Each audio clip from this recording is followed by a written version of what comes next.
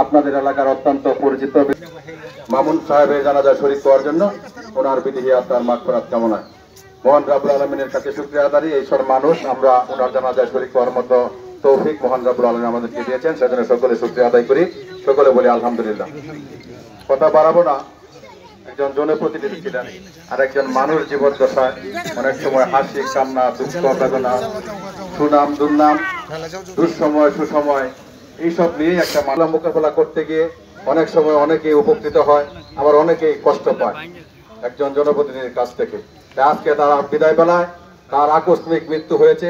উনি যদি অসুস্থ হতেন তাহলে আপনাদের কাছ থেকে ক্ষমা নিতেন, আপনাদের কাছে কথা বলার সুযোগ ছিল। উনি সুস্থ অবস্থায় ঈশ্বর, তাই আপনাদের সাথে কথা বলার সুযোগ হয় নাই। তাই আমি তার পক্ষ থেকে, এই এলাকাবাসীর পক্ষ থেকে, যারা এসেছেন বিভিন্ন অঞ্চল থেকে, আজকে তার বিদায় বেলায় তার পরিবারের পক্ষ থেকে আমি আপনাদের পায়ে ধরে করজোড়ে ক্ষমা চাচ্ছি। যদি কোনো কষ্ট ব্যথা বেদনা আপনাদের মনে থাকে আল্লাহর রাস্তে আপনারা ক্ষমা করে দিবেন। আপনারা যদি ক্ষমা করেন আপনাদের কোনো ক্ষতি নেই, আপনারা যদি ক্ষমা না করেন আপনাদের কোনো লাভ হবে না। তাই মুসলমান হিসাবে আরেকজন মুসলমান ভাইকে আমরা সকলেই ক্ষমা করে দেব। আল্লাহ যেন আমাদের কথা কবুল করেন। এবং